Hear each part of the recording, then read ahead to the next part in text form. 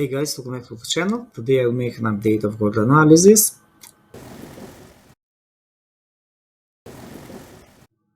During the previous 5 days I posted gold. We're looking at for a possible reversal near to this strong resistance zone. As you can see, the price developed a bit more before it reached the target. And this is the last analysis that I posted 3 days ago. It was on Friday.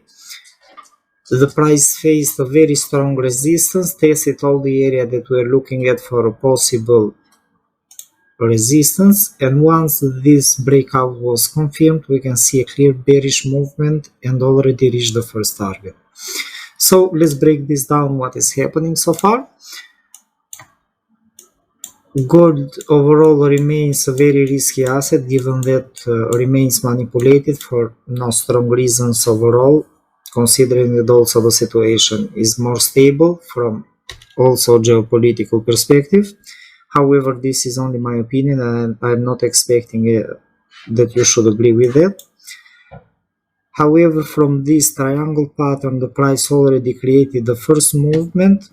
We can see also that this area was very strong and the price was rejected several times near to this zone. Here we have another one. We had rejection, So this is what happened. If we are going to move back on a daily time frame, we can see that the price already lost momentum near to this zone. Look at this candle here. We have this pin bar candle.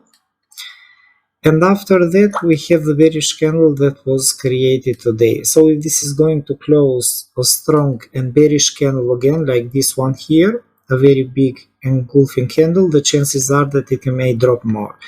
Created the same thing before in this candle here, the same thing also on this last one. So we have to focus how the price will close. If we are going to move back on a 4-hour time frame, the price just closed from a rising wedge pattern. The 4-hour candles are bearish. We had a pause, we had another bearish one, so everything is bearish. Given that the current structure is very strong, near to 33.50, I think that we may see gold to take a pause around this area. It can take a pause before it drops further. However, this is a normal scenario that I'm looking at.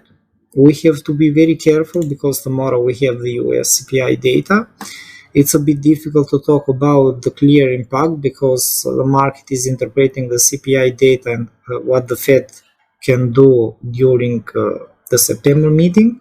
So it's possible that it may also create a deep pullback before the price drops down further. So we have to see how it will take shape.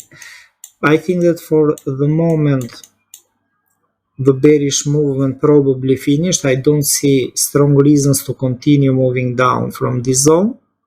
I think that this pause is must ahead of the data. However, it's possible that it can drop without a reason or to anticipate the CPI data tomorrow. But I think that these are the two possible scenarios. This deep pullback probably can happen during the data. However, let's see. So overall, I'm still bearish on gold. I'm looking at for a bigger bearish wave. As a minimum, I think that it should reach 33.30 or 3300. That corresponds to the base of the structure zone. So let's see what is going to happen. Once the price will be near to this zone, we have to be careful because we can see the big movements that were stopped several times. It could be possible that gold may stop again near to 3300. So that's all for the moment from the current data that we have. I hope you guys enjoyed the analysis. Thanks for watching. Please don't forget to hit the like button and follow. Bye bye.